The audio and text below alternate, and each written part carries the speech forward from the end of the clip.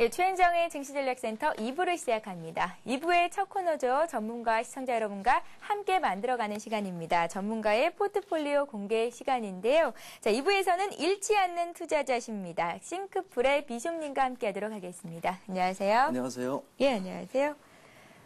네, 먼저 비숍님의 포트폴리오 내에 있는 종목들, 어떤 종목들이 있었는지, 얼마나 수익을 내고 있는지 확인을 해보도록 하겠습니다. 네, 비숍님께서 갖고 계신 종목들입니다. STX 페노션을 25% 갖고 계시고 두산중공업 20%, 팅크웨어 15%를 갖고 계십니다. 현금 비중은 40% 정도가 이제 되셨는데요. 수익률을 좀 살펴볼게요. STX 페노션 현재까지 한 14% 정도의 수익권 내 계신 상태고요. 팅크웨어는 4% 정도의 수익, 그리고 마지막으로 두산중공업은 현재 한 1% 정도 마이너스 수익권 내 계십니다. 이 세 종목 변화가 좀 있을까요? 아무래도 현금 확보를 좀 해봤고요. 네. 그리고 이제 오늘 뭐 천안함도 이제 인양이 됐습니다. 그리고 이제 환율 문제도요. 이제 환율의 하락이나 상승이 문제가 아니라 변동이 문제인데요. 변동이란 부분을 시장이 알아서 흡수를 해서 어느 정도의 어떤 충격파를 흡수하는 게 이제 감지가 되기 때문에요. 그 부분은 증권주를 보면 이제 감지가 된다라고 판단을 하고 있습니다. 그렇기 때문에 이제 만들어 놓은 돈을 가지고 오늘 좀 매수를 좀 해봐야 되겠죠. 아무래도. 예. 꾸준한 수익률 강자신 비숍님께서 이제는 어떤 종목에 관심을 갖고 계신지가 참 궁금합니다. 오늘은 어떤 종목을 들고 나오셨습니까? 일단 현금 비중이 40% 지금 만들어 놨는데요. 예. 물론 팅코에도 다시 들어가야 되고 그러는데 지금 증권주가 좀 움직입니다. 그래서 이제 대신증권을요. 현재 가격이 이제 15,950원으로 지금 잡히는데요. 대신증권을 현재 만들어진 현금 중에서요. 20%를 좀 매수를 하도록 하겠고요. 두산중공업이 현재 20%를 제가 가지고 있는데 매수 가격이 91,000원인데 지금 90,000원대 전원으로 왔다 갔다 며칠째 하고 있습니다. 근데 동사에 대해서는 굉장한 기대감을 계속 가지고 있기 때문에 10% 정도 추가로 매수를 하려고 이렇게 생각하고 있습니다. 예, 두산중공업을 20% 정도의 비중을 갖고 계신데 10%를 매수를 하시겠다. 네네. 네, 알겠습니다. 네. 지금까지 수익률이요.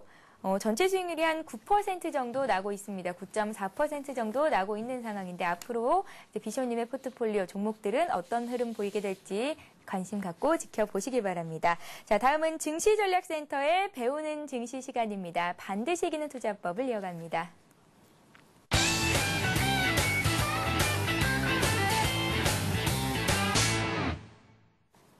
네, 최현정의 증시전략센터에서는 항상 여러분들이 성공적인 투자를 이룰 수 있도록 돕고 있는데요. 자, 배우는 증시 코너죠. 반드시 이기는 투자법을 이어가겠습니다. 비숍님, 네. 오늘은 어떤 강의인가요? 오늘도 이제 패턴에 대해서 좀 말씀 좀 드릴까 합니다. 네. 저번에는 이제 뭐 쐐기형, 깃발형에 대해서 말씀을 드렸고요.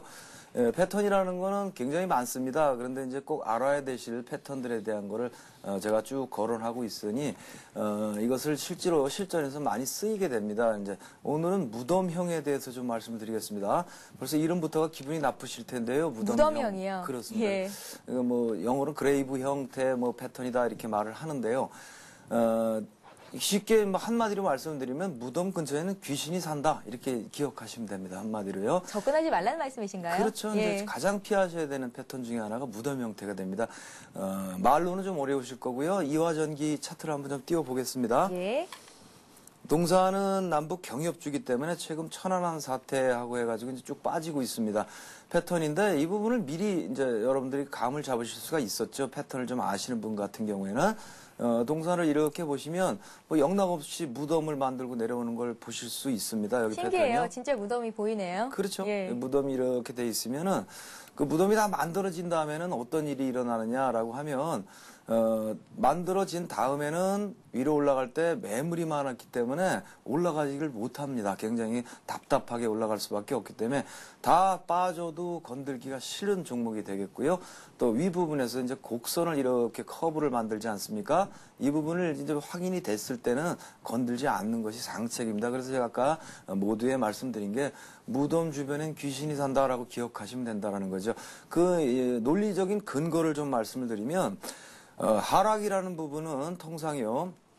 이와 같이 파형을 만들면서 이렇게 하락을 한다 그러면 매도할 사람들이 매도를 했기 때문에 원 없이 매도를 했기 때문에 주가가 이와 같이 각 경사를 두고서 빠질 수 있다는 얘기죠. 근데 무덤 형태는요, 주저주저 어떤 그런 미련들이 남아가지고요, 매도를 제대로 못하거나 조금만 빠지면 동사가 어떤 인기가 있다거나 개인이 선호한다거나 이런 이유 때문에 자꾸만 매수세가 빠지지 못하게 들어오게 되는 거죠. 그렇게 되면 그 양상이 이렇게 겹치게 됩니다. 이 하락 부분을 보시면은 겹치면서 빠져나오기 때문에 이런 겹치는 부분들이 계속해서 매물을 누적시키게 되죠. 그러면 세력의 입장에서는 이렇게 매물이 누적이 되고 있는 커브를 그리는 하락 상태에서는 자기가 돈이 무지하게 많이 들어야만 이 동사를 이렇게 끌어올릴 수 있다는 결론이 나오거든요. 그러니까 손을 떼버리게 되는 겁니다. 그래서 윗부분에서 어느 정도의 커브가 완성이 되고 나면 제가 세력일지라도 또 여러분이 세력일지라도 귀찮아지긴단 말입니다. 올라가려면. 그럼 이런 걸 올릴 수 있는 방법은 아래로 파격을 팍 줘버리면 이 윗부분에서 막 들어왔던 사람들이 물려들게 되고요. 그 물려든 사람들이 손절을 유도하게 되죠. 그리고 그 싸게 받아서 올릴 수 있다라는 관점이 있기 때문에 이와 같이 그런 논리적인 근거로 무덤을 만들고 있는 종목하고 윗부분에서 이렇게 꼭지 부분에서 커브가 이와 같이 이렇게 형성이 되는 종목은요. 여러분들이 될 수 있는 대로 근처에 안 가시는 게 가장 상책이다라는 것을 좀 염두에 주셨으면 좋겠다라는 말씀을 드리고 싶습니다. 예. 알아야만 승리할 수 있는 주식시장. 오늘은 무덤 근처에는 귀신이 산다라는 재미있는 비유와 함께 꼭 피해야 할 패턴에 대해서 말씀을 해주셨습니다. 자, 이어지는 3부에서도 샵 5588번으로 여러분들이 종목 상담 신청하신 그 종목들 상담해 드리는 시간을 갖고 있으니까요. 여러분들 3부에서도 관심 갖고 지켜봐 주시기 바랍니다. 저희는 잠시 뒤 3부에서 뵙겠습니다. 고맙습니다.